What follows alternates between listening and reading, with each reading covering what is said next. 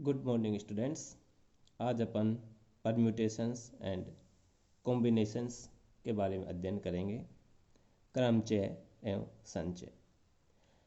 पहले हम इनका बेसिक कंसेप्ट समझते हैं कि परम्यूटेशन क्या होता है और कॉम्बिनेशन क्या होता है।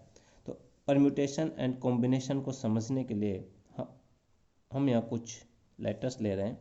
जैसे लेटर्स हमने A, B, C, D, E and F, ये कुछ लेटर्स लिए, A B C D E and F.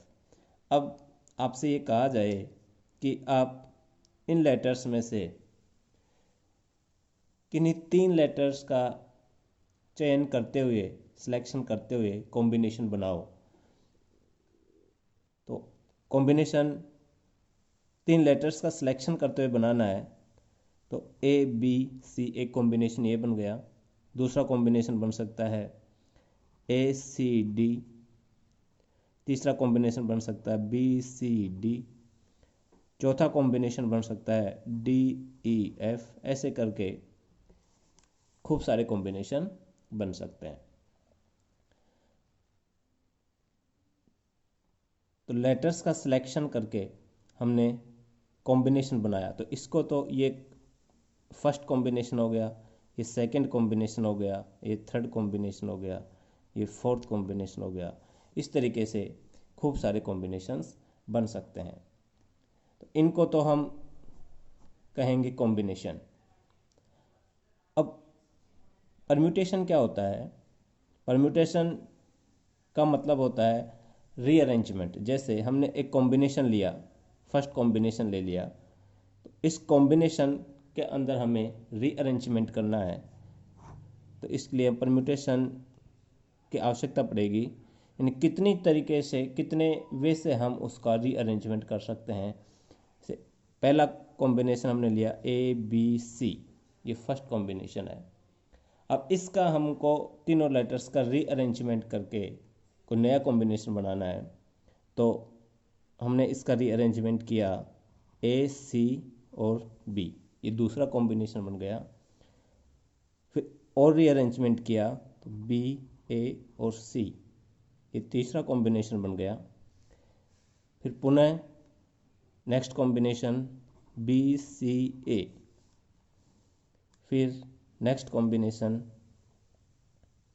C A B, C B A. ये जो पहला कॉम्बिनेशन था, इसी कॉम्बिनेशन में हमने रीअरेंजमेंट करके और 6 नए कॉम्बिनेशन बना लिए। First, second, third, fourth, fifth and sixth. किसी कॉम्बिनेशन के लेटर्स का रीअरेंजमेंट करके, उनमें रीअरेंजमेंट करना और रीअरेंजमेंट करके नए कॉम्बिनेशन बनाना परम्यूटेशंस अर्थात क्रमचय कहलाएगा।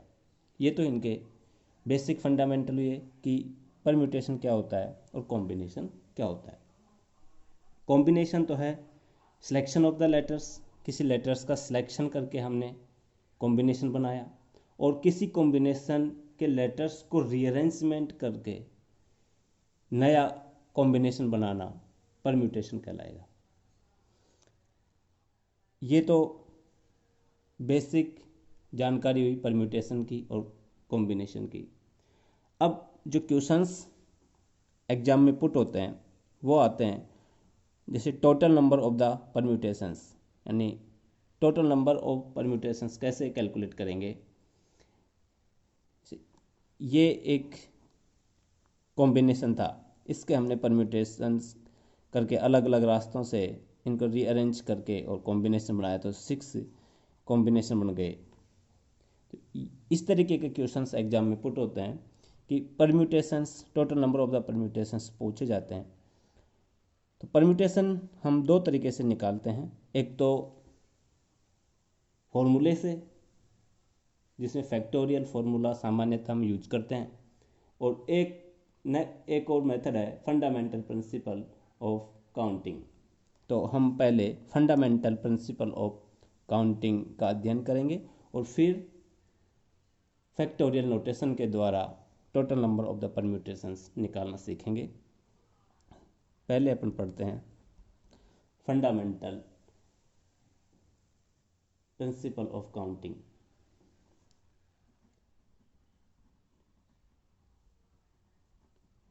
Fundamental principle of counting. देखो, फंडामेंटल प्रिंसिपल ऑफ काउंटिंग को समझने के लिए हम यहाँ पर एक एग्जाम्पल लेते हैं। जैसे एक एग्जाम्पल लिया, ए, बी, सी और डी, ये 4 लेटर्स हैं। अब इन 4 लेटर्स को अरेंज करके हमें नए ग्रुप्स बनाने हैं। तो एक तो ये वाला तरीका है और एक फंडामेंटल प्रिंसिपल ऑफ काउंटिंग का है। तो इसके लिए हमें क्या करना है, एक 4 लेटर्स हैं तो हमको 4 बॉक्स बनाने हैं।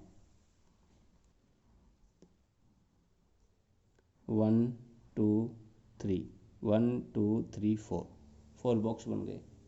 तो फंडामेंटल प्रिंसिपल के अकॉर्डिंग अब एक बॉक्स के अंदर एक एक लेटर फिल करना है। जैसे लेटर ए को यदि मैं इसमें फिल करूं तो लेटर ए के लिए मेरे पास 4 ऑप्शन है। मैं किसी भी बॉक्स के अंदर फिल कर सकता हूं, 1 नंबर में भी, 2 नंबर में भी, 3 नंबर में भी और 4 नंबर में भी। तो ए के लिए जो अपॉर्चुनिटी हुई वो हुई मेरे लिए 4। ओके। अब बी को यदि सपोज करो ए को मैंने बॉक्स नंबर ए में फिल कर दिया, तो बॉक्स ए तो फिल हो गया। अब बी के लिए कितनी अपॉर्चुनिटी रही, जैसे ए के लिए तो 4 हैं, ठीक है। अब चारों में से किसी एक बॉक्स के अंदर तो लेटर ए आ गया। अब लेटर बी के लिए मेरे पास 3 ही ऑप्शन रहेंगे, क्योंकि एक के अंदर तो लेटर ए आ जाएगा, किसी में भी आ सकता है। तो बी के लिए 3 अपॉर्चुनिटी।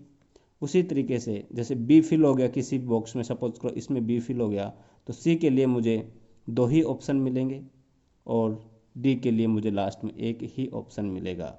तो ये आ जाएगा टोटल नंबर ऑफ परम्यूटेशंस। अब इसको हम सोल्व करेंगे तो आ जाएंगे 24। Total number of the permutations 24। ये basic fundamental principle of counting के थ्रू हम इस तरीके से निकालते हैं। इसमें भी 2 कंडीशंस हैं। पहली कंडीशन है not repetition of the letters. ये जो हमने निकाला है ये है नॉट रिपीटेशन,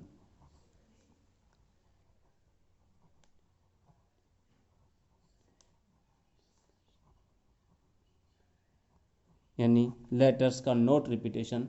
यहाँ पर जो ये अक्षर हैं इनका रिपीटेशन नहीं होना चाहिए, तब तो हमें इस तरीके से निकालना है। और यदि कंडीशन ये आ जाए कि आप लेटर्स का रिपीटेशन कर सकते हैं, तो उस सिचुएशन के अंदर यदि रिपीटेशन होगा, सपोज करो ये समझो इसको, ये बॉक्स, ये 4 बॉक्स हैं और इन्हीं का हमें निकालना है। तो ये कंडीशन कौन सी है, रिपीटेशन वाली, यानी यहाँ पर लेटर्स का रिपीटेशन हो सकता है। तो उस कंडीशन में यदि इस बॉक्स में ए आ गया तो इस बॉक्स में बी भी आ सकता है यदि रिपीटेशन की कंडीशन है। तो ये तो कौन सी कंडीशन है, नॉट रिपीटेशन। नॉट रिपीटेशन का मतलब है कि एक बार ए लिख दिया तो दोबारा दूसरे कॉम्बिनेशन में ए नहीं आएगा। उस कंडीशन में तो अपॉर्चुनिटी क्रमबद्ध तरीके से कम होती जाती हैं। और रिपीटेशन, यदि लेटर्स का रिपीटेशन आ जाए तो ऐसी सिचुएशन के अंदर अपॉर्चुनिटी कम नहीं होंगी। जैसे ए के लिए कितनी ऑप्शन है, 4 हैं, तो बी के लिए भी 4 ही ऑप्शन होंगे और सी के लिए भी 4 ऑप्शन होंगे और डी के लिए भी 4 ही ऑप्शन होंगे। इस तरीके से इस कंडीशन के अंदर हमें जो total number of the permutations मिलेंगे वो हो जाएंगे 256। Total number of the permutations कौन सी कंडीशन में, जब रिपीटेशन अलाउ हो, एक लेटर 2 बार आ सके या 2 से अधिक बार आ सके, तो हमें प्रत्येक लेटर के लिए इक्वल अपॉर्चुनिटी होंगी। और यदि रिपीटेशन अलाउ नहीं हो एक लेटर का, जैसे इसमें भी देखो रिपीटेशन नहीं हो रहा, ए एक बार आ गया तो इस कॉम्बिनेशन एक बार ही है, इसमें भी कोई लेटर रिपीट नहीं हो रहा, इसमें भी कोई लेटर रिपीट नहीं हो रहा, देख लीजिए। तो यहाँ पर 6 total number of the permutations आ गए। तो हमें बॉक्स की सहायता से निकाल सकते हैं या डायरेक्ट भी निकाल सकते हैं। तो आज के वीडियो में हमने पढ़ा फंडामेंटल प्रिंसिपल ऑफ काउंटिंग की सहायता से हम total number of the permutations कैसे निकालते हैं। नेक्स्ट वीडियो में हम पढ़ेंगे फॉर्मूले के द्वारा, फैक्टोरियल नोटेशन के द्वारा total number of the permutations कैसे काउंट करते हैं। Thank you students.